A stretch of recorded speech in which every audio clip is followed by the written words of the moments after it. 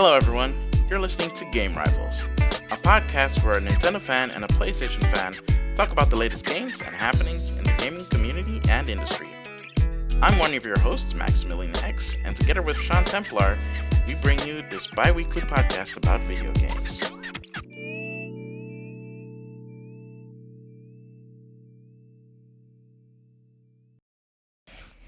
Hey, this is Maximilian X here again, top of the show. Letting you guys know that for some miraculous reasons, we had some technical difficulties again this week.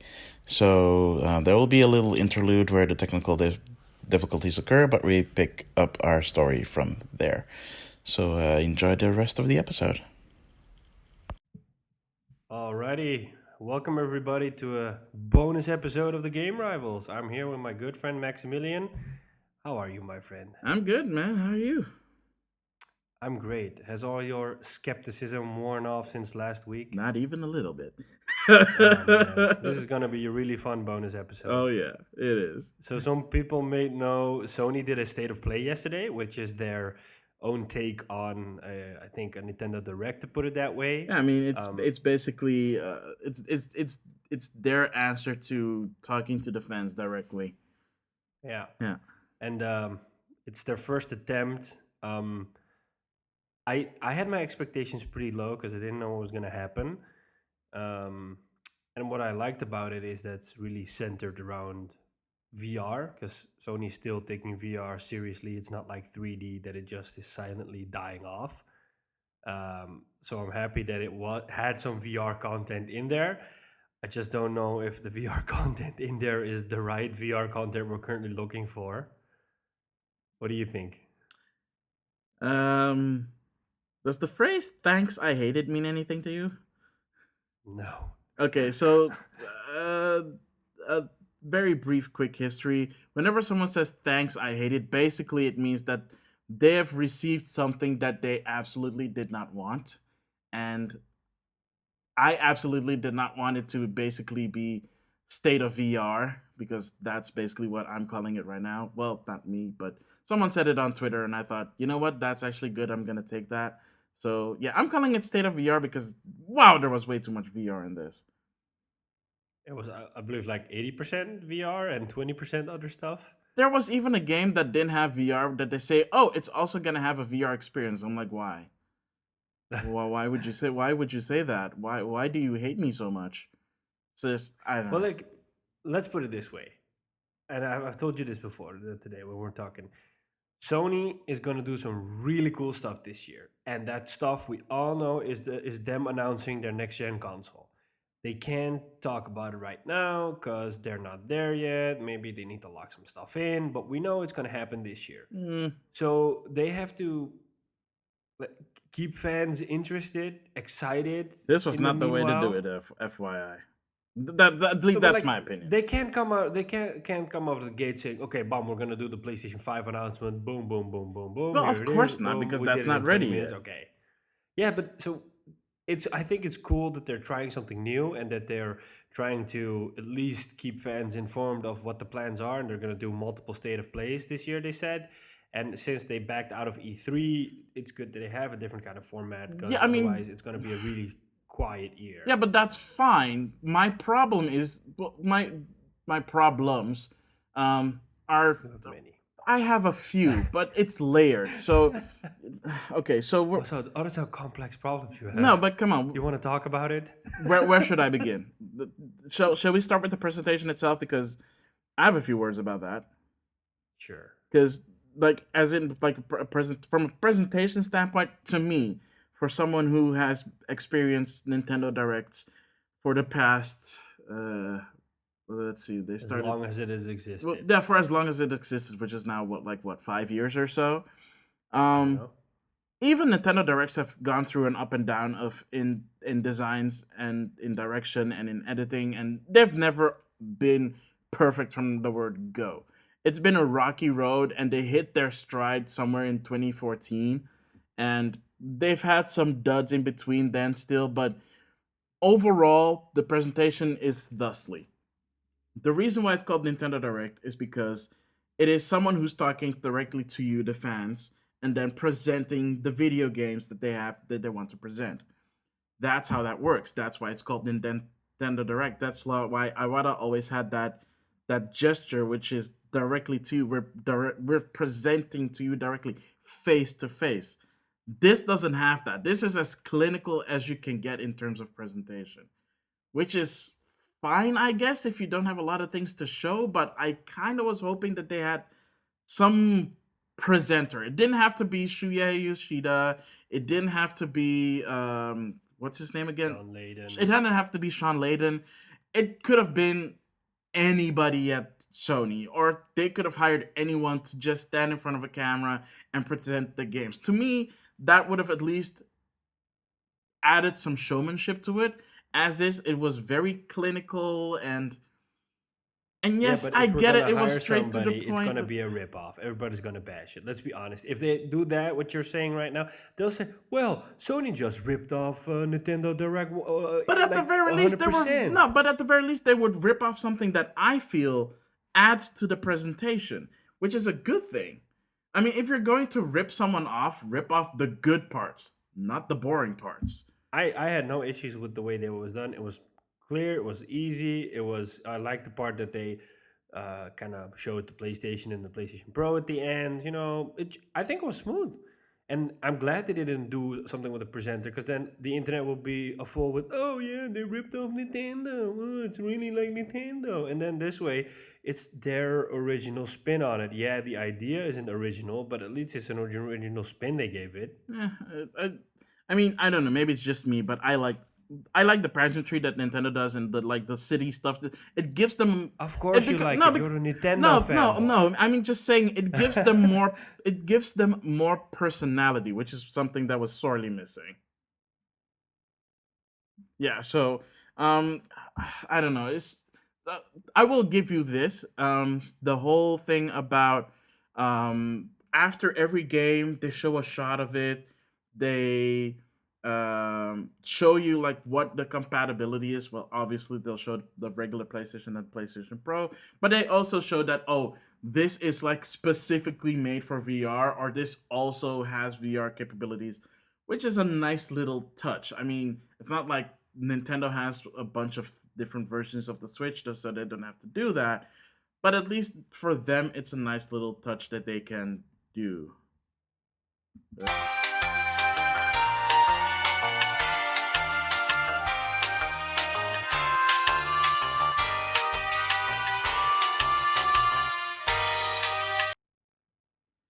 All right.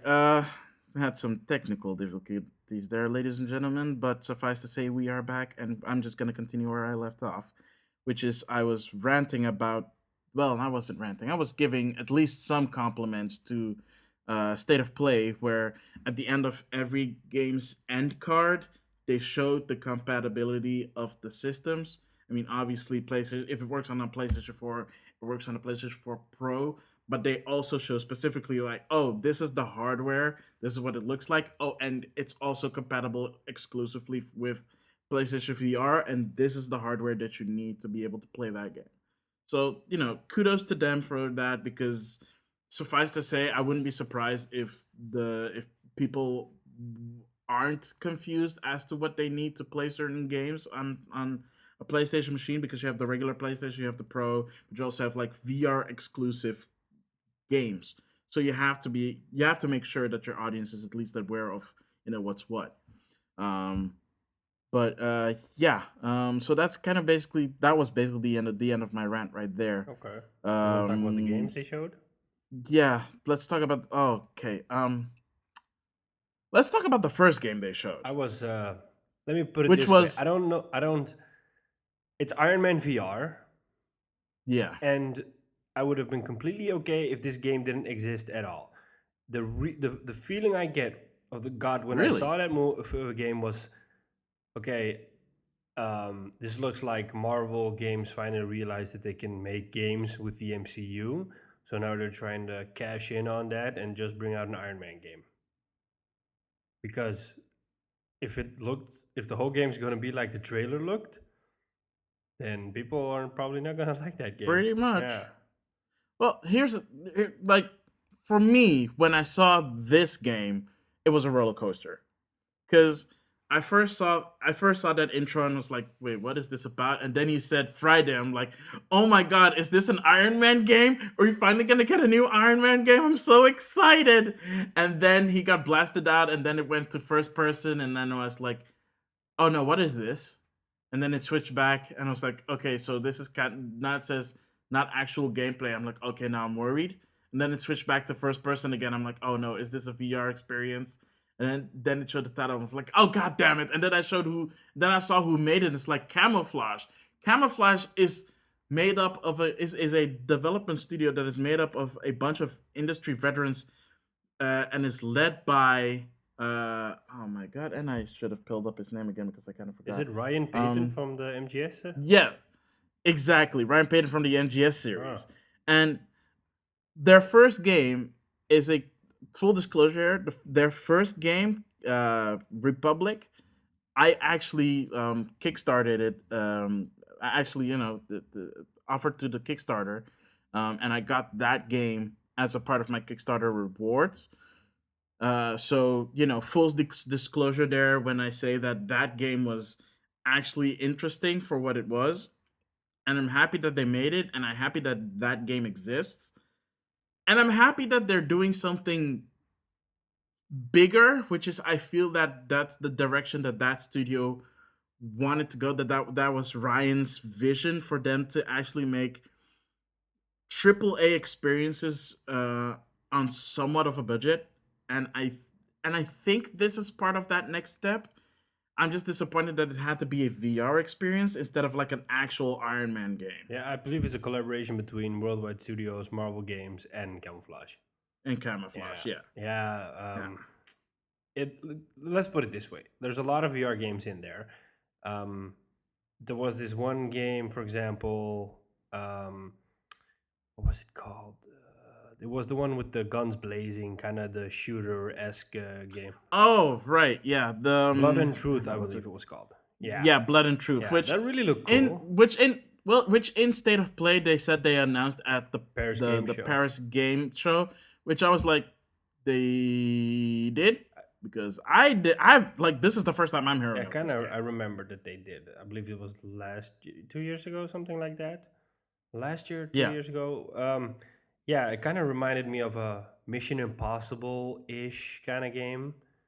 Um, Well, the thing that at least that stood out to me about Blood and Truth is that there's motion in the game, as in you as the player have actual motion instead of using the teleportation mhm. system. But there are of course a lot of shooting. There are a lot of shooting segments in the game that are where you're fixed to a point and you're just turning around and shooting at the enemy.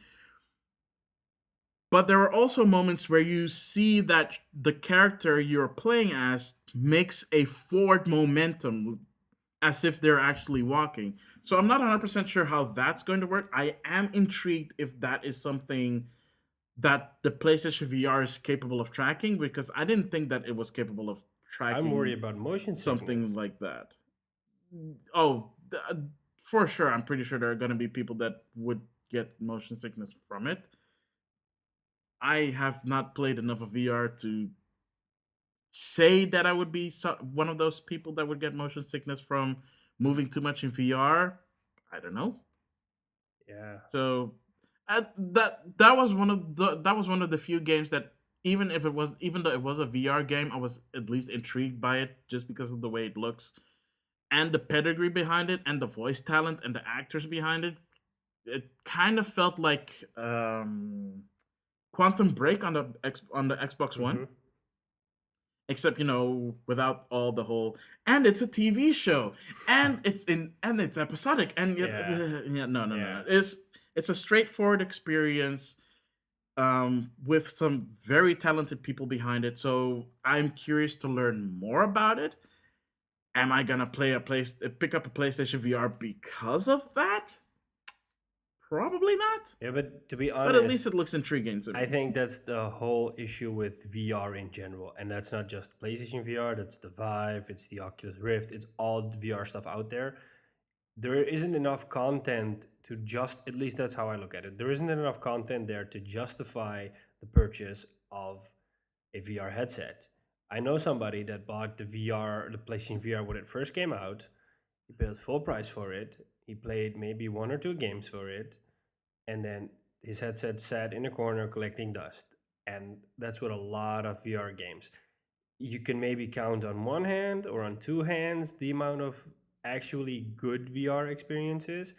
Besides that, it's just it. Yeah, that's the whole reason why I don't buy or play VR, because yeah, I can't Does just. he still own it? I believe he still owns it, but it's I'll pay him $50 yeah, for he'll it. never sell it for he'll probably tell you to shove the $50 somewhere. Anyways, yeah. So that's like, for example, I played my first. I last month or the month before that, it was the first time I actually played something in VR. It was on the Oculus Rift, and I played a game made by Epic. It was this robo shooter, and then you had to clear out a city and shoot. It really looked nice, beautiful. But I thought, okay, but this is not the reason why I would buy a VR headset. And I also played Beat Mm. Saber, which is super cool. But I don't see that. Like, that's something that's fun to do once in a while, but that's not something gonna keep me going back to VR all the time. And I like that Sony shows a commitment towards VR, because the only way to make VR a success is to keep making games for it. But I think we're still, even though we're a few years into VR, I think we're still in that area in VR that we just still don't know what works and doesn't work. And there's a lot of experimentation. But here's the thing. Even with Blood and Truth and Iron Man VR, did they show a lot of actual games? Because they showed more games that have VR support to them. So I don't know. That also kind of doesn't help. Yeah, Which, yeah, we're just gonna have to wait and see. I mean, at least they're yeah, committed. It's not like 3D that they did something for it in the beginning and then they cut all the support for it later. I mean, yeah, 3D had a really silent death. mm, yeah, true. They did show other So, cool what did you stuff. think about? Yeah, I mean, I guess like Oh, Crash Team Racing. yeah, I thought it was cool to see that the environments were pretty 3D and pretty, and then the characters were still a bit like, I wouldn't say blocky, but the characters really looked the Yeah, same from the I mean, it's PlayStation just. One I mean, era. I mean, it's just. I'm assuming that's like a separate skin that you can choose between, like the HD skin and the polygonal skin Yeah, that looks more like the original game, which I guess is the only thing they can do, considering that that's literally the only racing game they ever put out. So it's not like they can put in retro. They can put in retro titles like tracks like Mario Kart does. yeah, I mean, it's a nice attempt yeah. to get that nostalgic to get that nostalgic feeling rising. Yeah. They also showed what did they show? They showed Concrete Genie, No which is man's. a game that they Do you understand what that game is about? Because I don't.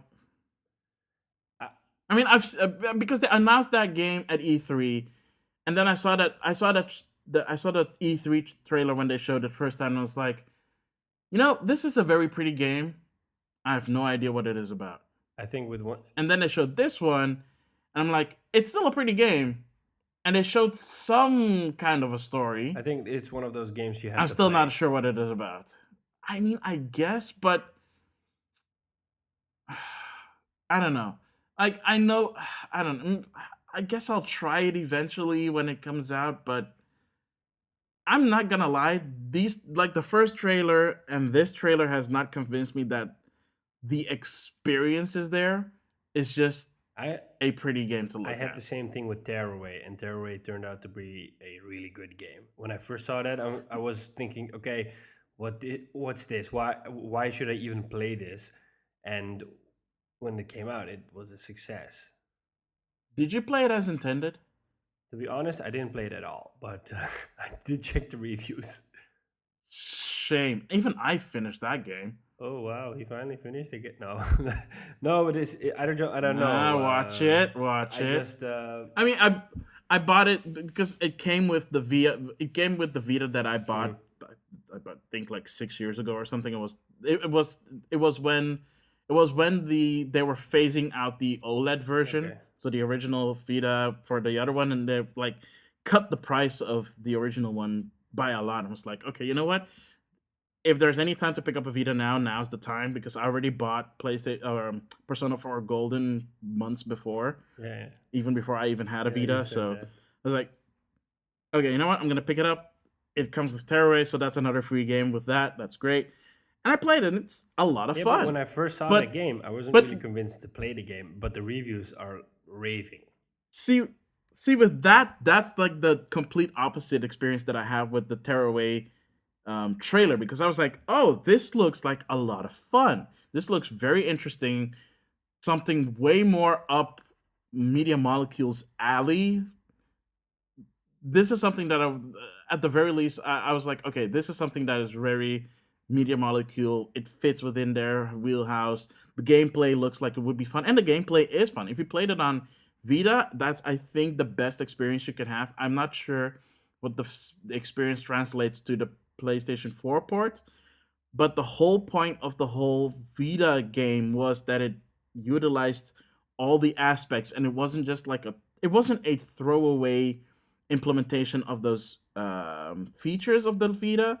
It used them in very intuitive ways, and it was fun. And even that's the only reason I was determined to finish that game because I wanted to see how it ended.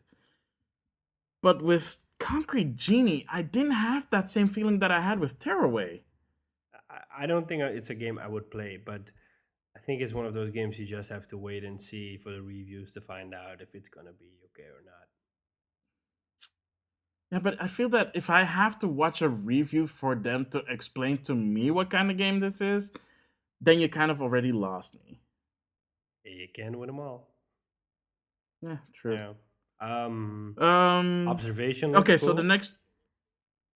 Did you see that one? Yeah. Oh. Yeah. Yes. Yes. I have no idea how that's gonna And I'm play so out. glad it's not because I saw that and I thought was, oh no, it's not another VR experience, is it? But it's No, not. but it's It's strange not. because in the trailer it said you don't play in the station, you are the station or something like that. And I thought, Yeah, it said okay, something what's that? really And then you cryptic. constantly saw these camera footage moments. So I think, okay, don't tell me. I want to play as that character because that character is going through something scary. I want to be able to experience that. If I, th- if that is what, if I'll have to check the trailer again because I've only watched it twice, but I'd have to check the trailer again to make sure. But if that is what it said, then it kind of sounds to me that this game is a bit of derivative of Republic, the game that I was talking Hmm. about, which is also out on PlayStation 4, where you don't control the character per se, you guide the Yeah. character by taking over camera angles and telling them, oh, interact with this object or with this guard or with this item, and I'll flip a switch for you to make sure you get a clean getaway and not get caught and stuff like Yeah. that. If it's that, then I'm all in. I'm all in 100%. I will play this game. I'll I'll let you guys know what it's like because to me, observation actually looks so cool. But then again, it is a sci-fi game. It is a sci-fi horror game set in space. It's not a horror game, man. It's a thriller. Oh, sorry, it's a Yeah. thriller. Okay, I mean, I can dig that. I Yeah. can dig that. I don't need horror in my Me neither. I'm not a fan of life. that. They showed. Let me check Yeah, what they did. They had Mortal Kombat ready? 11's new story mode. I don't Yeah, play. the Yeah, story. I don't play fighting games. So Okay, I will say this: best trailer of them yeah, all, by definitely. far, by like a long one. Like NetherRealm knows how to set up their Mortal Kombat trailers. This one was their best Yeah, by far. Just my favorite interactions were those of Johnny Cage young and Johnny Cage present, yeah. because young Johnny Cage is a total and complete Hollywood a hole, and you know that present Johnny Cage is this weathered Hollywood actor, and the point where young Johnny Cage asks his older self, says to his older self, "I do my own stunts," and older one is like says, Well, I have people for Yeah. that. And then his younger self says poser. I'm like, ah, really? You're the poser, like being, oh, I do my own stunts. I'm a dude, bruh. Yeah, Hollywood, man. Kiss my pecs. Mwah, mwah, yeah. Oh. And I'm like, I feel for older Johnny Cage, for present day Johnny Cage, because you just want to punch yourself in the face, and he gets to do that in this game. So that Yeah. looks like a lot of Yeah. fun. That makes I'm not a Mortal Kombat guy, but that almost makes me want to pick up Mortal Kombat. I won't play it. I'm not into fighting games. But I might also just check out the trailers on YouTube when it comes out, or watch a Let's Play or something. Yeah. But it did get me this close to be like, okay, you know what? I might actually pick this up. It got me that Well, close. then they So almost did their jobs right. yeah, Yeah. I mean that's if you're gonna make a trailer, sell the game. That almost sold me on the Yeah. game. Yeah. There were, I believe, two other VR things there. Five Nights at Freddy's, Ye- which is kind of a horror yeah. game, I think. I don't know. I've never heard of it Yeah. before. So the Five Nights at Freddy's game series is this indie series that blew up over a span of 2 years. I mean, and when I say over a span of 2 years, I mean the first game came out and the fifth game came out within 2 years of each other. Damn, that's fast. Yeah. Mostly because the experiences are small, and what it is that you are, depending on which game you're playing, most of them are have one goal in mind, and that's to produce a jump scare. Okay. I don't like that. And it is probably one of the reasons why the YouTube gaming exploded back in the day, because everyone was playing this game for the jump scares, especially people like PewDiePie and Markiplier and stuff like that. So, not my cup of tea. I don't like jump scares. Same here. Don't care for it. I do like the theory videos that they do on game theories. So that's always fun because that's mostly about the lore and not about the gameplay. Nice. And the lore is in for a indie. Yeah, it's a franchise because it has books and a movie deal now. So for a indie franchise that was made by one dude, it has a ridiculous amount of lore. That's nice. And that's the only thing that I'm looking forward to when this game comes out. That's the only thing I'm looking forward to because one, I'm not gonna buy a PlayStation VR headset just for this game, and two, I don't want to play a Five Nights at Freddy game in VR to begin with because that's jump scares in your face. Unless you want to have a heart attack, I wouldn't do Or it. pee your pants. Or if you're or pee your Yeah. pants. The other VR game was No Man. Well, not VR game, but VR supported game was No Man's I don't. Sky, getting full I PlayStation was VR completely support. surprised by that one because I thought, okay, but they said it's gonna be fully playable in VR or something like that, and I Yeah, thought, yeah, the okay, whole game but will be a dude. I get the flying part, which looked cool, but how are you going to take care of the motion sickness part? Are you gonna do the teleporting stuff that you can just teleport over the map? Because otherwise, people, Well, from what they showed, you drive your vehicle, so I think that's how they're gonna do it. They might add yeah, teleportation, but it also showed the character swimming. So it's an interesting one to see. It's yeah, cool that they're gonna add it. and it's cool they're gonna add it to the game, and it's a free update, so you don't have to pay for it. Beyond's also gonna include. But I don't know if you knew that. Beyond's also gonna include a full or like a pretty expansive multiplayer experience. wait, what is gonna add a full player The multiplayer? expansion Beyond, or the update as it's called, it's gonna add a Oh right, multiplayer yeah, yeah, yeah. experience to the game. Oh And they really? said that Okay, two I weeks missed that ago, part. last week, 2 weeks ago, something like that. Okay, I hadn't Yeah, heard that's about gonna that be yet. cool, I think, because there's a Hmm. form of multiplayer in the game right now, but it's gonna be more Yeah, so now expansive. you can actually interact with people, um, as long as you're all in the same Yeah, I instance. think it might be an opportunity for a lot of those YouTube streamers. I think we'll see a lot of Yeah, videos around this. And then they had sure. Ready Set Heroes, which kind of reminded me of a kid-friendly Gauntlet back on the N64. It's a Yeah, dungeon yeah, yeah. crawler, and Oh, it actually kind of reminded me more of a top-down Castle Crashers. I didn't play Castle Crashers. Yeah. That was a multiplayer 2D brawler on Xbox Live Arcade back in the day on the Xbox 360. Hmm.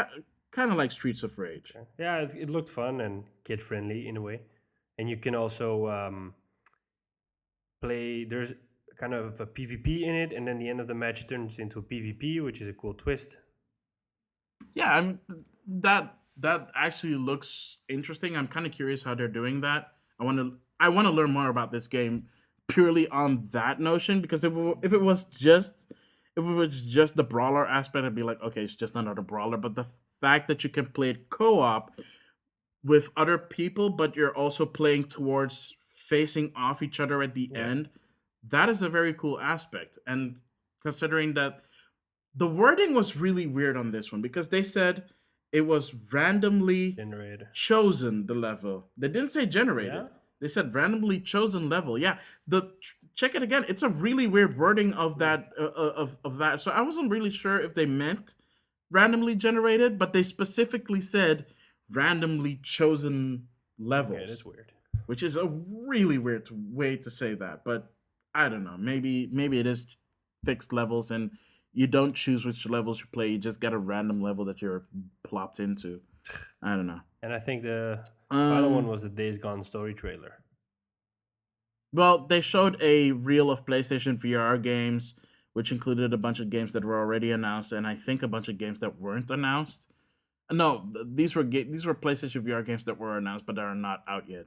One of the games was a game that Justin Roiland, one of the creators of Rick and Morty, is working on, and you can really tell that it's a Justin Roiland joint because it has his voice in it and it looks weird. Has a dude with like it has a dude with eyes with eyeballs in them in his eye sockets. It's really weird. Okay. I forget what the name's called, but it's really weird. Okay. Yeah, but the last thing, of course, is your favorite topic, Days Gone. Yes. It's finally coming Yes. out. We're gonna finally They play didn't it. push the date back. I will say I've been this. saying Clap, this for clap, two clap, clap, months to you. clap. They're not gonna push this game. How many times do I have to tell Uh-huh. you? I've been saying this since one of our first episodes. They're not gonna push the effing game. Yeah. Yeah, well, there's still 3 weeks. You never know what No, can they're happen. not gonna push it. It Anyway, looked fun. It gave more insight into what's happening to your wife.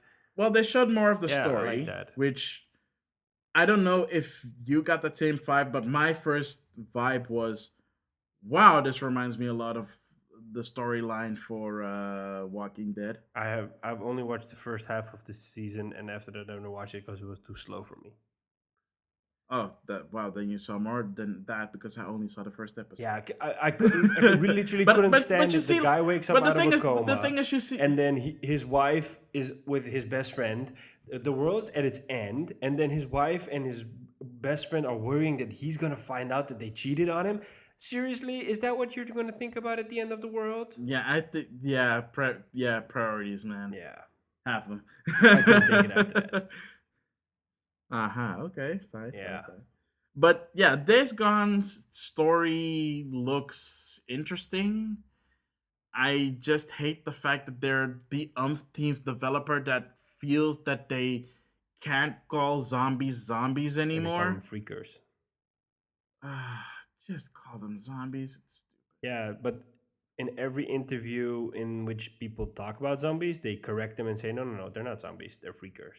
I think it's no, they're zombies. I don't they're. care. I think the problem is that they constantly get compared to The Last of Us, and they're trying to stick out, and they don't want that comparison with The Last of Us, so they're constantly trying to change the narrative so that people say, okay, it doesn't look like The Last of Us. It doesn't look like The Last Yeah, of but a Us. lot of people are comparing it to The Last of Us. Well, Yeah, people tend to compare things that they recognize, yeah. which is why everything is. Which is why everything is. It's like Dark Souls, but seriously, not everything is freaking Dark Souls, people. Yeah, Thank goodness we've moved past that point. luckily. I believe that's it. I think we Yeah. covered it.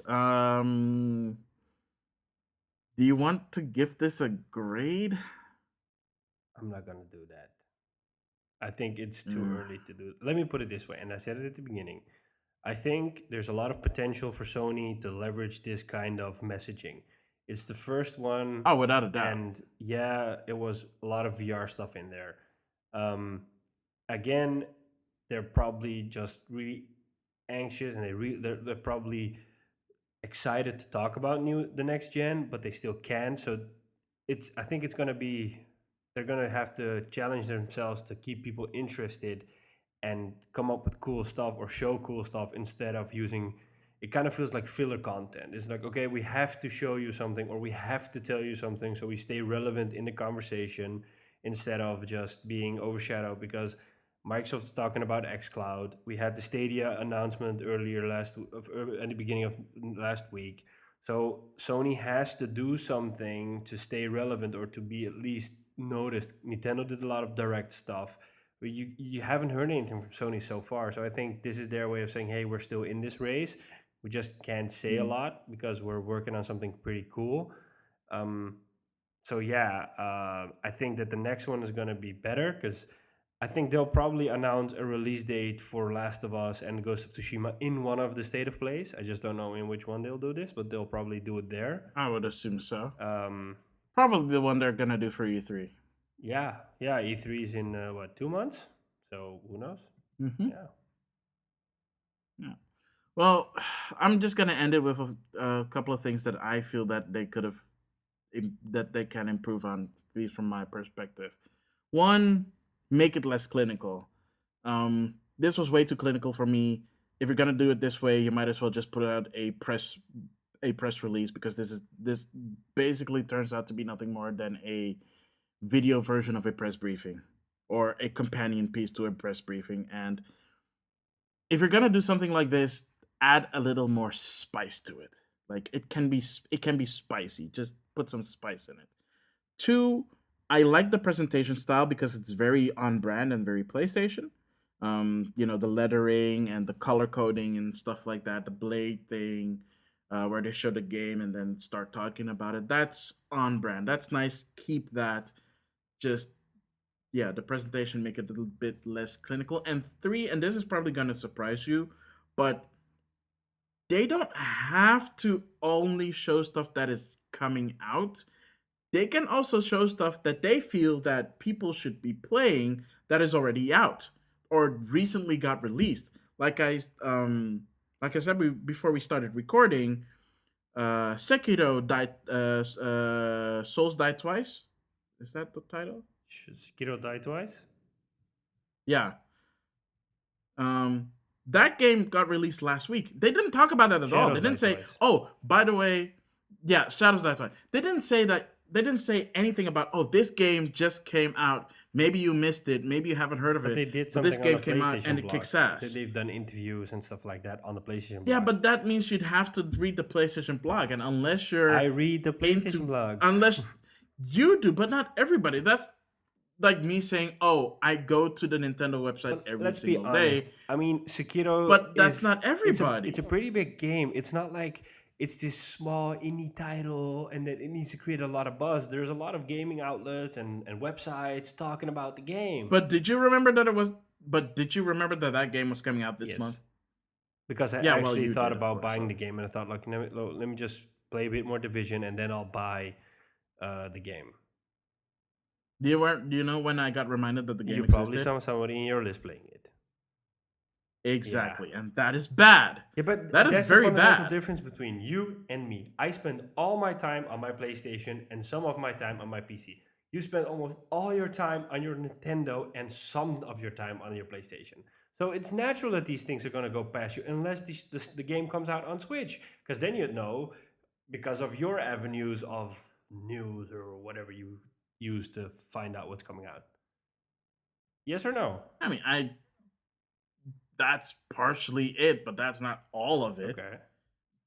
Other big publications were talking about it as much. IGN, for example, At was least, talking at least about it. not, at least GameSpot, not Polygon. until it came out. Yeah, is it, Not until it I came don't know out. if it's if Come on. I don't know if it's something they should do because it's like stating the obvious. You know, you could get a no shit Sherlock reaction out of people because people already know that's coming out. Mm. I'd rather have that than not mention it at all. Yeah. Okay. Yeah. Um. But yeah, those are basically the pointers that I can give about that. If they fix those three things, then I think they can have a presentation that is really worth its salt and really distinct PlayStation. Yeah. Well, I think this is only the first one, and I think, like, let's be honest, Nintendo probably didn't nail it on their first go. So No, they did yeah. not. So No. I think they need to But just it keep was on trying. but it was interesting. But here's the thing: it wasn't that great, but it was weird enough for people to keep talking about it for a week, Yeah. for at least a Okay. week. I mean, people still reference one of the first time they did the digital event for E3, where Iwata was staring at a bunch of bananas, just staring at a bunch of bananas in his hand. Nothing, no text, just him staring at a bunch of bananas. People still talk to that until this day, and even Nintendo has embraced that meme. That turned into a meme, and Nintendo then embraced that Okay. meme. So that shit went full circle. I don't see that happening with this state of play. Hopefully, in the future, we get something similar, but very on brand for PlayStation that comes full circle again. That becomes something that fans, whether they're PlayStation fans or not, can agree that that was something interesting and stays in the collective gaming mind. We'll just have to wait and see. Yeah, I guess. Cool. We'll be Um, right back after this, I cool. believe, with your Nindies Direct, I believe it's called. With the Nindies Direct, yeah, that's the second part of this special. Yeah. So we'll be right back.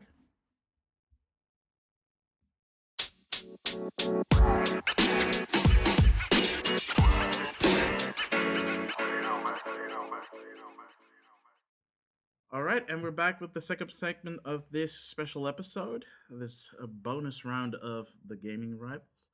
And we're going to talk about the other presentation that we had earlier in the week, which was the Nindies Spring Showcase 2019, which happened during GDC 2019.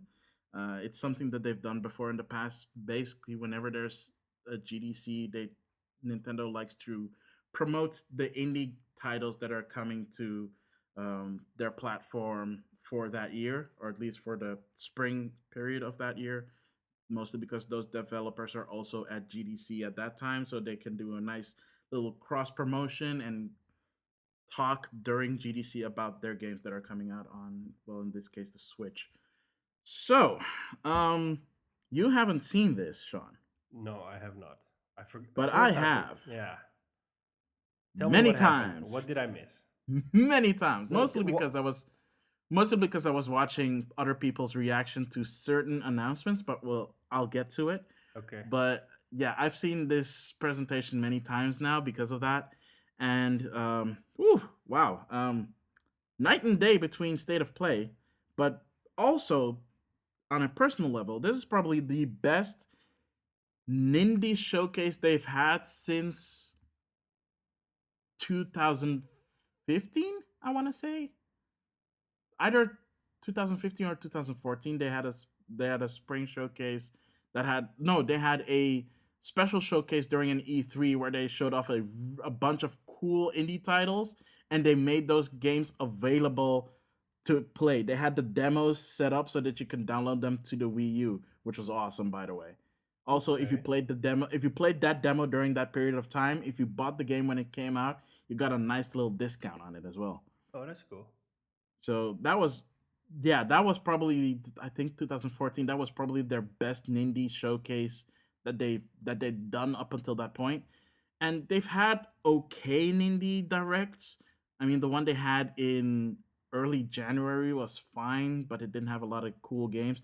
This one, oh boy, I'm gonna try and go through it the same way we went through it uh, as it is in the Nindy Direct itself. We're not gonna go through it because otherwise, I'm just gonna start with the best part and then go from there. But let's start with the most interesting thing that happened. Lay it So on me. Cuphead is coming. Cuphead is coming to Switch. What is But coming? Oh, I yeah, Cuphead, yeah. did you see the trailer for it? the Switch trailer? No, I only saw Cuphead for the Xbox when it initially got announced and all the press Okay. Microsoft did around it. So after this, I urge you to go watch the Nindies Direct because, or at least the trailers that came out of it individually, because Nintendo neatly has all those trailers individually. At the very least, check out the Cuphead trailer because that is bonkers. I mean, I can explain it to you now, but you have to see it to fully grasp what I'm saying. Because here's how the Nindies Direct started. Okay, so Okay. it started off with this dude in a 1940s, 1950s s kind of newsreel where he was explaining to the people that adults should switch from coffee to milk, and he was explaining how you're supposed to pour the milk into the cup, and then he put on this weird plastic see-through mask with weird makeup on it, Okay. and it looked like we're about to see a horror game unfold or something. I don't know. And then he pours the milk into the cup, and Cuphead and Mug and what is it, Mug Boy? I don't know. I Cuphead haven't and played the game. I know it's a really difficult and hard game, but I don't. Yeah. so the two characters spring out of the cup of milk and they start dancing and they start playing this very 1940s song and they start dancing to it, and the dude starts dancing behind them like weird, like this weird stiff white people dance from the 40s. Oh wow. And it switched to the game. Then it switches to the gameplay, and it ends with Cuphead is coming to Nintendo Switch. And that it caught me off guard. I knew that there were rumors. I knew of the rumors, but I will say this: I am not a fan of rumors, much like I'm not a fan of watching Marvel trailers because a whatever it is, it's probably gonna be awesome, and I don't want it to spoil the effect of finding out about it the first time. So, but they still caught me off guard, and that was a very good gimme because I saw that trailer and I have no idea what game it was gonna be, and then it was covered. I'm like, what? I like So those that's trailers. true. The rumors were true. Oh, that's so crazy. And I kind of wish that I captured the moment, but I was at work. I was working that time, so I wasn't able to actually record myself doing a reaction video of it or whatever. But yeah, Cuphead coming to Switch partially thanks to Microsoft. They even say in the trailer, thanks to our friends at Microsoft for making this possible, which is just not I don't think we've ever seen this happen in the game industry before. Not to That's this what level at but least. that's what I said earlier. Microsoft is playing this, hey, we just want everybody to experience our stuff, blah blah blah. We're all about crossplay, blah blah blah, because they lost this generation. But if they had won this generation, I honestly don't think they would have played this big friendly giant like, hey, we just want everybody to play and together and blah blah blah. No, I think Mate, it's honestly because of their position. They think, okay, we can't win this, then we have to play at a different angle, and the different angle is bringing as much our platforms or our games to as much platforms as we can. I mean, there are rumors flying around that Xbox Live is going to come to Switch. I mean, if they pull that off, yeah, but they've already they actually, in fact, today, I think it was today or yesterday, they actually during an interview they were confronted with this question, and they said, "Well, no, there's no SDK for Xbox Live for a Switch right now, but who knows what the future holds." I mean, I'm not saying that it's I mean that's pretty, that's double speak, yeah, So I'm not saying that it won't happen, but I think the other reason, I mean, yes, I agree with you. I don't think that if they were in the lead in terms of, units sales or sold whatever.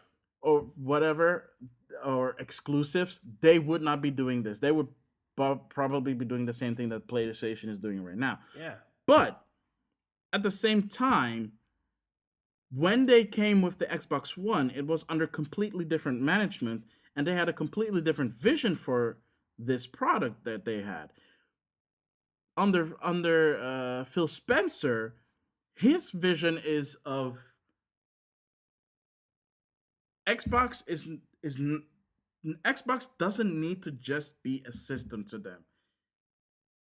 Xbox itself is the brand, the platform, and they want to share as far as they possibly can. And they also still want to do the things that they said before with the whole cloud gaming, blah, blah, blah. I mean, we've heard rumors about that as well. So here's what I think. At least if we can, if we can, like, little quick tangent here. Here's what I think that Microsoft wants to become. They want to be that halfway point where you still have the high end console that they want to sell you, but at the same time, they want you to experience the games that they have on whatever platform you own. So it's going to be a little bit of what Stadia is, but it's also going to be more of the traditional stuff, which I think would work way better because it is a halfway step that I think people need before they can make the full transition into completely digital only. I And think this that and this Xbox One S that they announced, the all digital edition, that's coming out with just with no disk drive in it. which is still a rumor. No, no, I think that was confirmed like a Not couple of that days I'm ago. aware of. It's still a rumor. Uh, I'm pretty sure that that was fact, but we'll have to look it up. Hmm. Well, suffice to say, whether it's still a rumor or not, the point still comes to this, right? They are willing to experiment with this and see how people's reaction is going to be. There is one major flaw, though, because from what I've heard, that system is going to come with a 500 gigabyte hard drive. I heard something about a terabyte. Yeah, it's not a terabyte. Let's put it this way: if it's gonna be a 500 gigabyte model, you can still plug in an external hard drive and play games on that Yeah, but why would you want to? because you can, and it's cheap. Well, not yeah, okay. Fine, you can, but You that know doesn't mean you what my should. issue is with this whole stuff that you're talking about? I understand what you're saying, but the stuff that Phil Spencer's been preaching, to put it that way, is something he's Yeah, been preaching the last 2 years. We're at the end of this cycle, and at the we're getting to the beginning, end of this cycle. we're like almost there. It's something they started preaching the last 2 years. But before that, they were all in on exclusive this, exclusive that, Xbox this, blah, blah, blah, that. So it's not something they came up with. Oh, okay, Don Matrick got kicked out. Phil Spencer took over the reins. Okay, we're going to redefine the brand. We're going to make it a brand. It's not something they started out from the beginning. It's something they pivoted to towards at the end of the cycle, or the last 2 years at least. So it's not that it's this hasn't been their messaging since day one. It's more at what I said. Okay, we have to play at a different angle because we're not going to be number one, and there's no chance for us to catch up. I mean, last gen, Sony started out in second place or in third place, and they caught up eventually, and they surpassed Xbox 360. And Mm. that when Microsoft realized, okay, we won't be able to do that, they were in this position thinking, okay, we need to pivot, we need to come up with something else, and now they're playing this big friendly giant and saying, hey, we want everybody to be able to play with everybody, cross-platform, blah blah blah. So that's the part that bugs me. It's not that that's been their messaging day one. It's been this. Well, we need to stick out otherwise, so let's do this. Okay, they're doing cool stuff. I mean, last E3 they bought 5 studios. Yeah. Is that something cool? Because that Well, no, clearly, they announced three, and then later no, they announced two, and then later three got added, so a total of five. Yeah, yeah. So like but they the bought a other lot of three stuff. was They like bought after the E3. people behind Forza Horizon. They bought people behind. They bought Ninja Theory. They bought a lot of stuff, and that's cool because that shows their commitment to, hey, we see that people want exclusive experiences. We're unable to deliver those at this moment, and we're gonna invest in those. So that's cool. And for me as a gamer, that's showing commitment. That's showing interest. But this angle they're Hmm. playing, it doesn't get me at all, and it's purely because I know it doesn't feel genuine.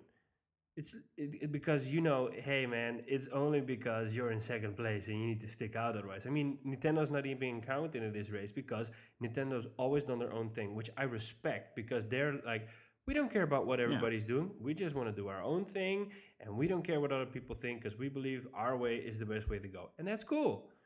yeah. And of course, the game industry is maturing. We are going towards a point in which the rivalries that we had in the past are starting to become a thing of the past. I mean, last year with the Game Awards, Phil Spencer, Sean Layden, and Reggie Fils-Aimé all showed up on stage and opened the show together, which is this really cool moment in which they bring gaming together.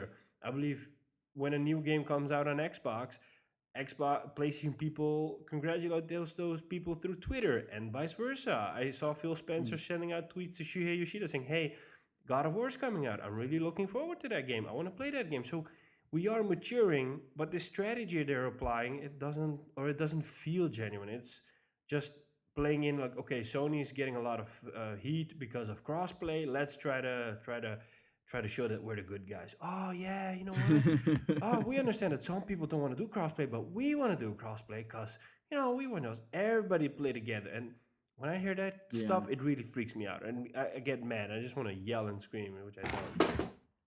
And Whoops. then something dropped. Anyways, let's Nice. get back to your independent Nintendo stuff before this turns into a Xbox rant. Well, to bring a long story short to the conclusion, I'm really looking forward to Cuphead. I I don't know if I'll be able to finish Cuphead because it looks It's and sounds like brutally it's gonna difficult. be. That's what I've heard. Yeah, that's what I've heard too, and from what I've seen, yeah. But I am looking forward to it, and it's great that it's coming out so soon. Oh my, yeah. Okay, so very short thing here. All the games that like a lot of the games that they showed are coming out in a matter of weeks, and I'm talking about there were at the very least three games that were announced that are coming out on the same day. So April is gonna be when if you want the good indie stuff, you gotta come to Switch, man, because it's all coming there, man. No, It's PlayStation all loves coming indie there. as well. PlayStation loves I'm not saying indie. that it don't. I'm not saying that PlayStation doesn't love indie, but for that good indie If you stuff, want the man, you gotta weird go indie Switch. stuff, just go off to the Switch. I mean, we won't miss you. Just be my guest. If you want quality indie stuff, stay at PlayStation Nation. Mm-hmm. Right. All right. So anyway, continuing onward. So after that, they started with their game showings, and the first game after Cuphead that they showed was what's it called again? Let me look it up quick. Overland, which is a strategy RPG with randomly generated levels where you're trucking from I think the east coast of the US to the west coast trying to find survivors and fighting off hordes of monsters and uh, trying to find other people, other survivors to travel with. You can even recruit a dog. No play, at least what the developer says that no playthrough is the same. So every playthrough for every player is unique because of the randomly generated levels, but also the randomly generated instances in those levels. So sometimes you'll come across, while I'll reach the same point in the game where you are, but my encounter can be completely different from your experience, and that's what they're going for. And it sounds very interesting, and the art style is really cool. It It's looks really actually nice. made by, it's actually made by the same guy that made Cannibals. Remember that game? Yeah, The the auto runner, yeah. nice. So you know that the pedigree is there. They have a really cool guy making the music for it. There's a lot of pedigree behind this game, and it's an indie title, which is that is always something that I'll give the fullest respect on to. It's a game that's coming out this fall, so it's still a ways away, but it's something to look forward I to. like the art style. I'm Um, looking at the trailer right now. It really looks cool. yeah, yeah, it looks really cool. Yeah. So that was Overland. Looking forward to that. I might actually pick it up in the fall when it comes out. The next thing that they showed was, am I getting this right? No, that was not that one. Neocab, which is this mm, adventure game where you play uh,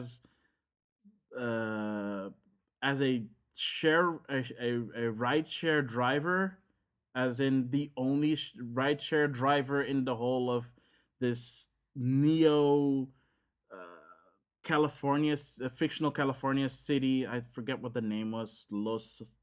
I forget what the name was. Are you basically an Los Uber Los driver? Ojos. Yeah, you're basically an Uber driver, but you're the only Uber driver in town because the whole city has been taken over by this corporation and everything is automated. And they're spouting this propaganda of don't trust people, trust the machines. Wow. Okay.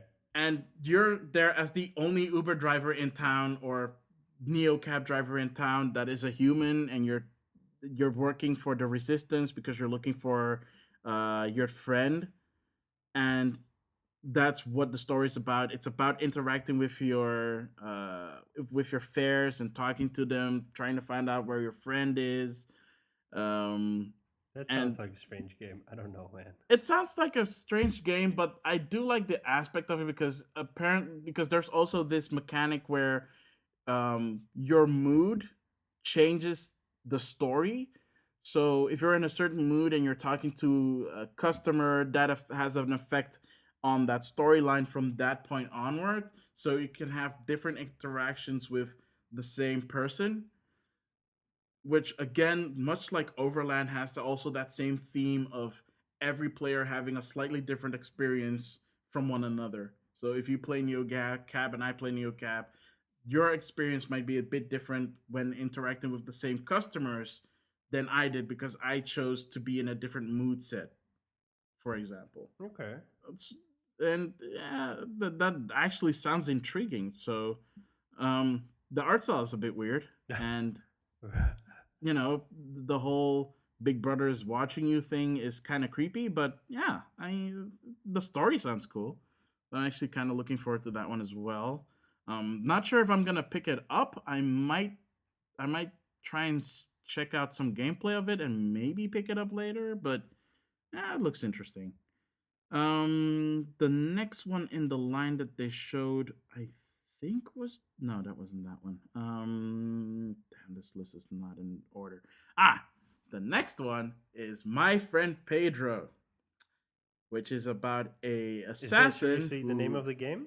My friend yeah, the Pedro? game. Wow. Yes, it's really called My Friend Pedro. But listen to this premise. It's about this dude who's an assassin that has amnesia and teams up with, check this, not an anthropomorphic banana, a self-aware banana that calls himself Pedro. So the Pedro Seriously? in My Friend Pedro is a banana. What? Yeah, and you basically take out people in a death ballet because the character is twirling around, shooting his guns at people, entering bullet time, and just racking up a body count that I guess even John Wick would be like, respect. So, although to be fair, I've not seen the John Wick movies yet. I still need to plan a weekend for that. But yeah, it looks weird and bonkers, but it also kind of looks awesome. Yeah, so that's My Friend Pedro. So if you were looking for a game where your sanity was tested, that's that word right there. Um, Creature in the Wealth is also a very interesting one. It's a top-down kind of isometric action adventure where you're this mechanic in this post-apocalyptic world where you have to restore power to this city, and you use pinball mechanics to do so. So you have this beam sword where you can fire off these balls of energy and you have to hit certain switches to activate, but it also comes back to you and there are traps and stuff like that, and you have to go through all these ruins to actually bring power back to this ruined city before it gets swallowed up by a sandstorm and all of humanity is lost. The Oh art style is no. very nice though. No, Okay. the art style is very nice. I like the look of it. I'm not sure that I'm gonna get it. It looks interesting enough. I'll try and check it out a bit more. That looked really cool. I'm not really doing this in order because I this Just go through the damn games. It list doesn't is not in matter, order. right? So I will end with what they ended with. So I'm not gonna talk about the last game, but I am gonna talk about a game that they shadow dropped. Oh, by the way, also another thing that I forgot to mention: if we're gonna do something like this, at least try to shadow drop a game because that is always something that'll get a buzz going. But that's not And Sony's the shadow style. drop, Sony doesn't do yeah, shadow drops. exactly, which is why they probably should have done And that. if they But do whatever. that, people say, hey, they stole that from Nintendo. No, because people will say, "Oh my god, not only did you show us a bunch of cool games that are coming out, you just dropped a game that is really cool." And in this case, it was Blaster Master Zero 2, a sequel to a launch title for the Nintendo Switch, which is a remake of the original Blaster Master that came out on the NES. And oh my god, that was so good. Just just seeing the logo from Inti Creates and them going, oh, Inti Creates, and then I saw the Sunsoft logo and it's like, oh my goodness, oh, they're not gonna, and they dropped the bam, Blaster Master 2 coming to Switch, looks awesome, new mechanics that were added. I actually started playing it today. I bought it today on my Switch, and wow, okay. What am I talking about again? Can I Yeah, just say that the name um, Blaster Master is just really strange? it is, I but get these really strange ideas in my head when I'm thinking about a game called Blaster Master. It why? it could You be know one of what? those No, don't answer that. strange Don't answer that. Japanese games or something like Well, that. it is a Japanese Oh game. god. Like, I don't even It want is to know what this literally a game. Japanese I don't game. want to look at this No, game. it's a retro style game. Like just look at the trailer, man. It's cool. It's awesome. It's If cool. the game's called Uh, Blaster Master, I'm not looking at a trailer. dude, it's just an action game. It's an action game where you're okay. So the first game took place in underground caverns on Earth. The second game actually takes place on different planets in space. So you actually go planet hopping. They refined some of the mechanics of the original title, which is cool because that game was hard, and this game is still really hard. I'm at the first boss of this game, and that boss just kicked my butt like relentlessly. So I was like, okay, I am playing a Blaster Master game. It is that same tough as nails NES style game, and it's pretty, and you have to dedicate, you know, your movements. You die only because you messed up. So the fact that they just shadow dropped that because nobody even knew that game was in development. They just were like, "Oh, new Blaster Master game. Oh, by the way, it's out today, and it only costs $10. Get it now." It's like, Yay! "Oh, yes!" And I was like, "Oh wait, I'm broke. I have to wait until I get paid." That's a big anticlimax. Oh no, I'm So broke. I so can't when pay we this finally guy got now. paid, I actually did get it. So yay! Yay! Yeah. Oh wow. So that was a cool surprise drop. Moving on to the next game, Katana Zero. That sounds cool. In this game, What is that? oh dude, look it up. It is just look up the trailer right now. I'm gonna talk about it. So Katana Katana Zero? Zero is, yeah, Katana Zero, as in Katana katana the sword and the word Zero. zero. And this is a side-scrolling action game. Have you played Mark of the Ninja? Uh, that Do you sounds. know of Mark of the Ninja? Let me quickly. It sounds familiar. Because it's kind of like that, but it's its own thing where you play as this katana wielding assassin again with the assassins, I um, like Assassins. where it's it has I mean it has a pixel art, but the aesthetics are really cool and the I'm looking sound at the design is trailer right really now. It really looks nice.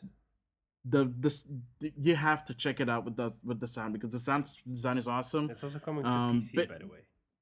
yeah, yeah. Yeah. As far as I can tell, I think it's a timed exclusive on Switch. It says Um, April 18th, available on Steam at least. yeah. That's also the same day it's coming out on Switch, along with Cuphead and another game. Oh, it's So already. The games are yeah, coming out pretty soon. Cuphead, for example. yeah, I didn't yeah. know. Like I Oh, said, that's man, nice. like a bunch of games are coming up in April, Oh, and that's good. it's crazy, man. It's Nice. crazy. But yeah, the gameplay in this is you play as a character who goes around completing assassination missions. Um, you're able to slow down time and what do you call it? Bounce off bullets off your sword and send them back to uh, the enemy. but you only have one hit. So if you get hit once, you're dead. But there's a neat rewind mechanic where it rewinds back to the start of the game, and you take that experience from, oh, there's a enemy there who's gonna shoot me, and I'm gonna have to block it this way or reflect it in this way so that I can get past that. And whenever you finish a mission, you go back to your apartment, have a cup of tea, chill out, and then and here's the fun part. The next day, you check in with your therapist and go through the day before. So how you tackled the mission, and you have to take medications. Let it just put it that way. Okay. The doctor takes a needle and gives you your daily dose, Oh, that's cool. so that you're ready for the next day. Okay, okay. It's like, Wow. what? I'm like, wow, okay. So this assassin has mental issues and has to go to a psychiatrist on a daily basis and get a shot of whatever. Maybe Okay, someone that's was weird. needed as well. Oh, but it looks really cool. I mean, that for sure is a game I'm picking up 100%, like 1000%, because it just looks awesome and it looks cool. Um, so that's that, and then we have to bring it back to our fellow Dutchies. Have you heard of the developer Flambeer? No. So Flambeer is this two-man development team. They're based in the Netherlands. I've actually met them before a long time ago, um, back when they were still starting out. But they've made some really cool games. One of their first games was Super Crate Box, which came out on almost everything. Um, but it's basically this very arcadey game where you trying to survive waves of enemies and then move on to the next level.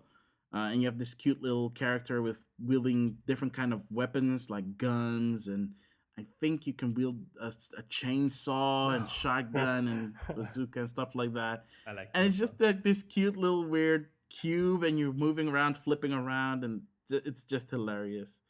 They are bringing two other games to the Switch. One of them they also shadow dropped on that same day, which is their more recent game, Nuclear Throne.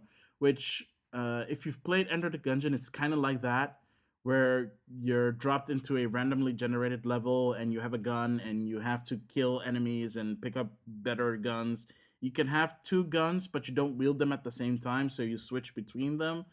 And it progresses. So it's basically you finish the level, you get sent to the next level. In between, you can level up. You get these. I think it's called radiation. You pick up radiation points, and that lets you mutate your character.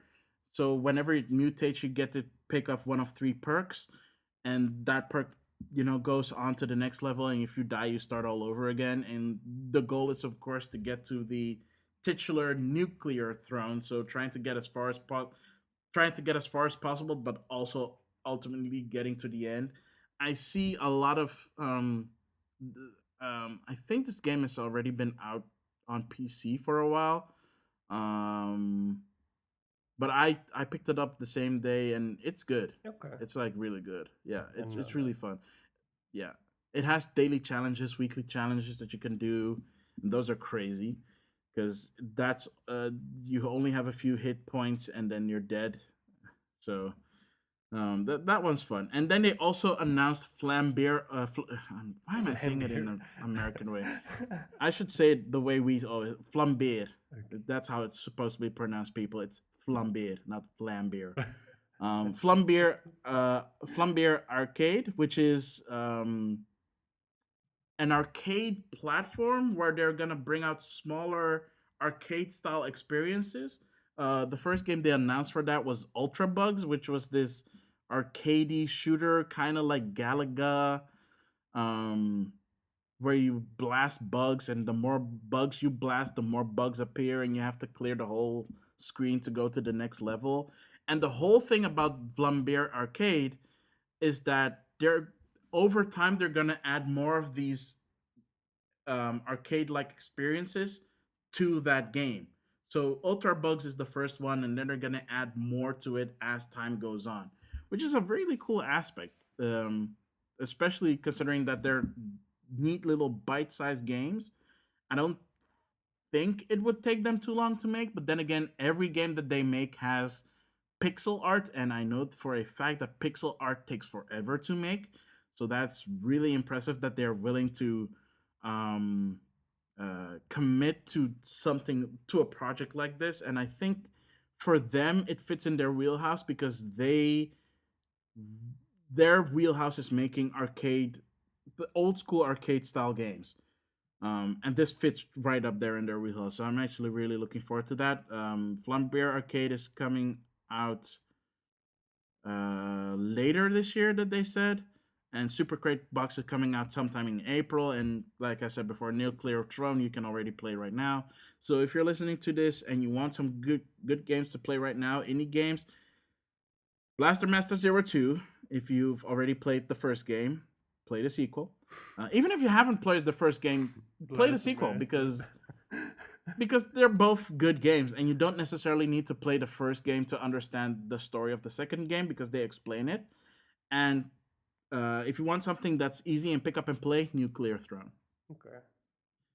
So there are still a few games to go through, so I'm gonna try and go through them a bit more quickly. The next game is Darkwood, which is a top-down horror game. Not to be a bummer, but this was the weak point of the indie direct. This was not. I mean, I get the point. It's a top-down game where you're trying to survive. What's that game again? There was a game that came out that was similar to this, with had an isometric view. I think it was called Don't Starve. So it's kind of like that, but you're playing. The environment that you're playing with is in total darkness, and the only thing that you can see is the light that you have, which projects into a cone, and the light source directly around you. So you can't see what's behind you, for example. You'd have to physically turn around in the game to see if something is coming to creep up on you, if you hear a weird noise or something. And I guess that's kind of cool. And you have these interactions with these weird creatures that give me the skeeves that just creep me out and make my skin crawl for all the wrong reasons. Okay. Um, so I mean, if you're into that kind of stuff, if you're into horror games, I it as they said in the trailer, it's a slow moving horror game, so it's not going for the jump scares. The art style didn't really grab me. I don't know. I'll check it out, but I don't think I'm gonna pick it up. It is coming out in May for those that are want to pick it up. Look up the trailer, see if it's something that you want to pick up, and make up your own mind about that one. I don't really have a lot to talk about that one. This one, however, looks really fun.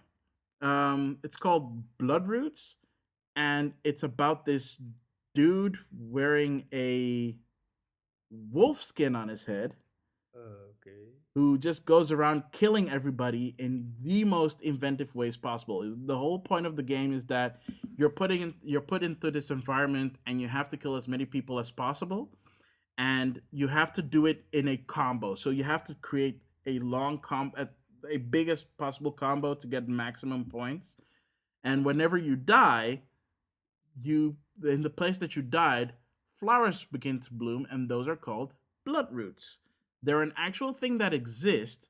This is not something that I learned from the game. This is something that I learned from another podcast that I was listening to that was talking about it, and they were actually talking about actual blood roots, where they're an actual plant that if you pick them up and you crush their buds, the the um, the substance that comes out of it is blood red. So that's freaky. That's a weird thing to call your name I to call your wonder game how is for, this. but I didn't expect this kind of game to be available on a Switch because it doesn't sound like a game Nintendo. what the violence? Yeah, it doesn't sound like a game Nintendo would want on their platform. Nintendo's pretty No, but um, yeah, kid but friendly, to put it that way, and I'm surprised that this game is coming out because it doesn't sound like a Nintendo game. well, ever since the end of the Wii U and the beginning of the Switch, Nintendo's been way more open to these kind of games. Because they know that there's an audience for it, and just shunning them outright doesn't garner them more fans because they know that they have the Nintendo fan base, but the Nintendo base is not one that's particularly growing. It was kind of stagnant. It's the reason why the Wii U only sold 13 million units in 4 years, and the Switch has sold more than twice of that in half, not even a quarter of the time that the Wii U was on the market. So, yeah, I mean, they know that they can reach a bigger audience by having these kinds of games. Sadly, big third-party games are not coming out for it, so awesome indie developers have to step up and bring their cool ass games to the Switch, and Nintendo's very open and being very accepting of these games. So yeah, I mean, Blood Roost looks awesome. Katana Zero looks awesome. Everything looks awesome, well, except for maybe Darkwood, but that's just taste, in my Everything opinion. is awesome. That's the only thing that pops into my mind when you say that. Everything is cool when you're part of a team. Oh, good grief! Do you All know right, let's move where I on. got Okay, that from? Or yeah, I know, okay, I okay, know. It's from the Lego Movie. I cool. saw that movie a bunch of times. It's one of Okay. my favorite movies of all time. So yeah. All right, so okay, so moving on to the next one. Red Lantern is a game about you being the musher who's taking part in the Iditarod. You know what the Iditarod is? Ew. So in Alaska or in Canada, let's say Alaska. In Alaska, they have these dog sledding races called the Iditarod, where you have to go from point A from point B, and it takes I think days or maybe weeks or something like that to get from point A to point B because it's just you and your sled and your dogs going through the Alaskan wilderness trying to get from the start to the finish. It's not about who finishes first, although if you finish first, that's great. It's about getting actually completing the Iditarod because the Iditarod in real life has a lot of dangers to it, and that's what this game is trying to convey.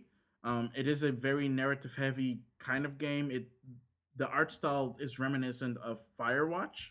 If you've seen that game, I if you like played that Firewatch. game, it has that very distinct look, and the trailer has a very sad moment that a lot of people don't like, at least from the reaction that I saw from people, and I tend to agree with that because I'm looking at the trailer right now. yeah, just look at the trailer. I won't spoil this one. Just look at the trailer, and yeah, there's a moment in there that'll just get you off guard and kind of breaks your heart. Is it at the beginning of the trailer? No, it's a bit midway through the trailer. Okay.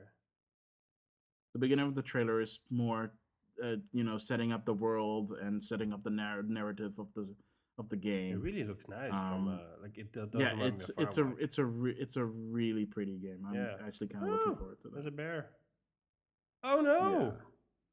yeah, Oh, yeah, oh, yeah. That happened.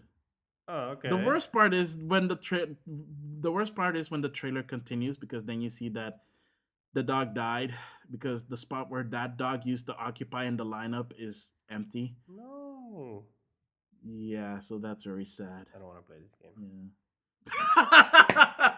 Well, if you play the game, hey, maybe you can protect the dog this time. Sure, that would be cool. Like a quick time event Yeah. that you get to save the dog.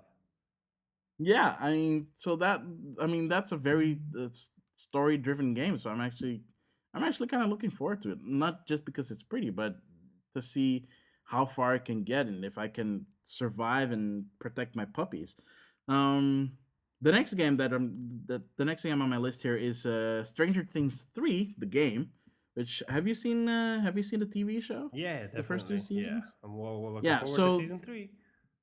yeah, which is coming out on the same day as this game is dropping, Oh, that's which is nice. the July the 4th. So what they did say is that this game is does take place during season 3. So they're kind of positioning it as a companion piece to season 3. So they're like, watch the show, play the game, get the full experience by playing the game and watching the series at the same time. That's kind of the vibe that they were giving off. The game looks awesome. It's this isometric 3D action adventure game, action adventure RPG. I don't think you level up, but there It is an looks action nice. adventure element to it where you just beat the living snot out of everybody in the city. So Nice. that's fun. Can you play it in co-op? Because I see two people playing, and Yeah. It's co-op. yeah, Yeah. I mean, I'm assuming it's co-op, but they didn't really talk about it. And looking at the description, it doesn't say it. yeah, because But there's like a yeah. puzzle No, you have it to do says yeah. with two Look, people. It says here. Explore Hawkins, solve puzzles, and team up with a friend in local co-op. Yeah. So there's local co-op. Um. So let's see what else that we have here. Okay, so the next game in here is Rad from Double Fine, which is a developer most people know, of course, for Psychonauts and Brutal Legend and Stacks. This is their next game, Rad, where you play as, I guess, a kid. I'm not really sure. I think it's a kid in this post apocalyptic world where nothing is growing and you have to make it bloom again because you're the only person that allows life to grow for some reason. But also, one of the game mechanics is that there are mutants in the world, and you, as a character, can mutate parts of your body in different things. And the trailer is so weird and so 90s, and some of the abilities are so weird. One of the abilities that was shown during the trailer is that you have a spider butt and you can give birth to spider clones, like What? little tiny spider babies with your face on it, and they can follow you and they answer to your bidding, which is really weird and totally Double Fine stuff. So yeah, Sounds creepy. yeah, and that game is coming out this summer. So and it's a 3D action roguelike, so that means the levels are never the same, and the enemy placement is never the same. So I'm actually kind of looking forward to that. That looks weird enough. That looks right up my alley in terms of weirdness. I think oh, right. There's one more game before we get to the last game, which was the Big Survive. The game before that one is Swim Sanity, which is a side-scrolling multiplayer underwater shooter, as they're calling it. Kind of like Gradius, but playing Gradius with multiplayer. So probably more like Darius. Um, yeah, you're underwater, you're shooting stuff. There are these creatures. It looks fine. I mean, this is one of the kind of games that I feel like I should play first before I give my final judgment on it, because if I'm going on it from the trailer alone and the art style alone, it's not doing it for me. But maybe it's more fun than it looks good. So yeah, I don't know. I'd have to play it. It has local and online gameplay. It has leaderboards. Um, and you can play, yeah, so it really does focus on the multiplayer aspect. So I don't know, maybe I'll have to play it first to see what I feel about it. And the last game, actually, I kind of want you to just watch you know, I mean, I can tell you, but then yeah. Here's the thing. So I'm gonna try and set it up for you as much as possible with my word images. So this was the last game that they were showing, and they were giving the spiel about they were ending the Nindies Direct with, oh yeah, we know we appreciate all the indie titles that are on our platform, and as of this week, I think until from that day till I think next week, they're having, at least in the US eShop, a sale on a bunch of indie titles a bunch of really good indie titles, which I wish like why don't we have these same discounts in the European eShop? But whatever, I can always pick up a Nintendo eShop wallet card from online or whatever and buy them that way. Um, so they talk about that and they're basically finishing up. And then the music starts changing and there's this really funky beat playing and they notice that in the shot. So the presenters are like, "Do you hear this weird beat? Where is it coming from?" And then it switches to the game trailer and it says from the creators of Crypt of the Necrodancer. Do you know Crypt of the Necrodancer? No. Okay, so very brief history about what Crypt of the Necrodancer is. It is a top-down ish isometric like rhythm action game where you are going through these crypts, but it's rhythm based. So it's your movement, your actions are based on the music playing in that level. So you play it to the beat and you attack to the beat. If you miss your point, you get attacked. If you don't miss it, you get to kill the enemy. So you move to the beat of the song, and everybody moves to the beat of the song. You, the enemies, the level, everything moves to the beat of the song. Then the main character gets out of the crypt and she's in this really weird place because the game already doesn't look like it normally does, and it looks weird and different. And then suddenly the music changes and it turns into something a lot of Nintendo fans should be familiar with. And then she ends the line with, "This place is different, but I'm meant to be here. And I'm not alone with this. I have help." And then, bam! You see Link and Zelda side by side, and it's suddenly a Zelda game. Oh, okay. Yeah, everybody was like, "What?" An indie developer is making a game with Nintendo characters in them, and it's not just a flyby thing. And then the whole trailer changes and the music changes and you realize that it's the Legend of Zelda music that's been playing the whole time, but remixed to fit the Crypt of the Necrodancer style, and it's awesome. Like you have to listen to the music; it is so awesome. It has this really awesome funky beat, and the trailer is timed to the actual beat of the song. So all the actions that you're seeing, Link and the main character Cadence and Zelda that are fighting, they're fighting on the beat of the music, which is so cool. And then it ends with the title, and the title is probably the longest title I've seen since uh Kingdom Hearts Final Mix 2.8 Final Remix, blah blah blah. Because this game is called Cadence of Hyrule, Crypt of the Necrodancer, featuring The Legend of Zelda. That's the full title of Oh the my game. god. That's too long. Yeah, try and put try and put that in your news article. Yeah. It's like why? Oh my god. Why are you naming it that long? Why is the name so Who long? came up with that name? I don't know, man, but I have to believe that Nintendo had something to do with I that. don't hope so.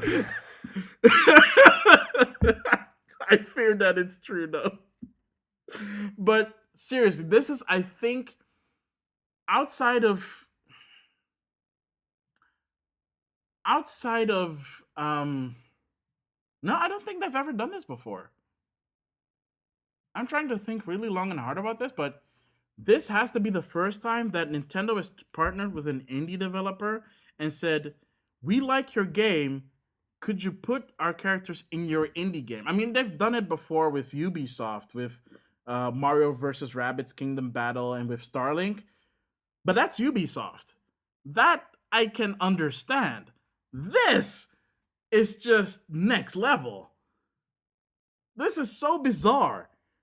It's just, I, it looks so cool and looks so interesting, and everybody that I see talking about is suddenly discovering Crypt of the Necrodancer, and everybody's all suddenly like, oh, I want to check out Crypt of the Necrodancer. Have you played Crypt of the Necrodancer? I thought I bought it on Steam because I've been getting the notification of, it's on discount. So I thought I bought it a long time ago, and then I went to check my Steam library, and it's like, it's on your wish list. Fudge. Okay, that's fine. Oh, And then I went to, good and then save. I tried to, and then I was like, okay, so let me just see if I can, how much is on Switch, and it's like on Switch it's $20. I'm like, fudge, seriously? Okay. So I don't know. Maybe I mean, this game is coming out in spring, so I don't know if I'm gonna pick up the actual Crypt of the Necrodancer first, or if I'm gonna pick up Cadence of Hyrule first. Either way, I'm picking up Cadence of Hyrule. I mean, I I kind of have to. Yeah. It's like at this point, it's like, okay, you got me. You got me. Good get. Good get. That's how they ended this one. And that just blew everybody's mind, including my own. So, Nice. oh man, that was good. That was and at all, this Nindies Direct was probably their best, as I said before at the beginning of this segment, but that was their best. I'm looking forward to a lot of the games that they announced. Um, like I said, the presentation style as it is, because it's a direct, they have people presenting these games to us sometimes in cringy ways, which I will admit the cringe was there at certain points.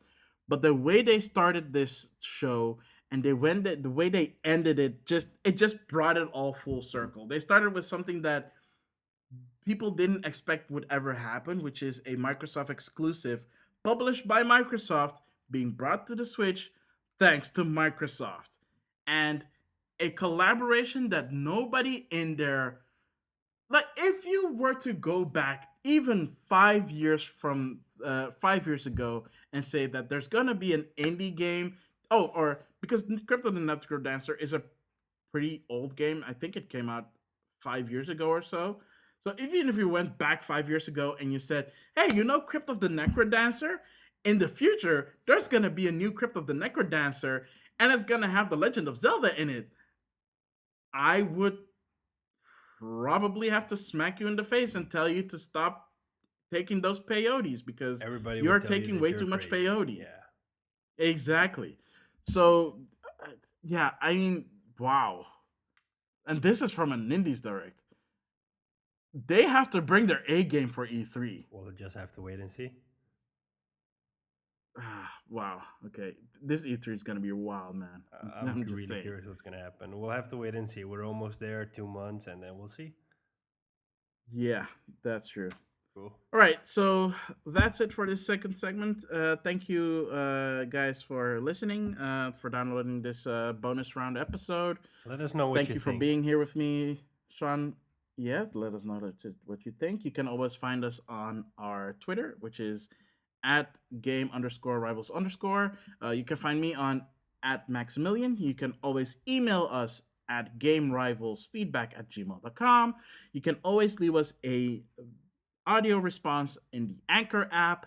Um, Give us ratings. Let us know what you think of the show. We'd like to hear your feedback. Please share it with us. And Thank you for listening. tell somebody about our podcast. Tell somebody. Share our Yeah. podcast. Let people know that we're here. Let them know that you're listening to an awesome podcast about Nintendo and PlayStation Why do you have to and the put it in clashes that that? a Nintendo and Why do you PlayStation have to put it in family. that order? It's PlayStation and then it's Nintendo. It's not Nintendo and then PlayStation. Because Nintendo came first and it will always come No, no, first. no, no. We'll end it at that. Otherwise, we'll be talking for another We'll hour. end it at that. Thank you, Yeah. everybody, for listening. So, yeah. See you with the next regular update of the Game Rivals. Bye, everybody. Later.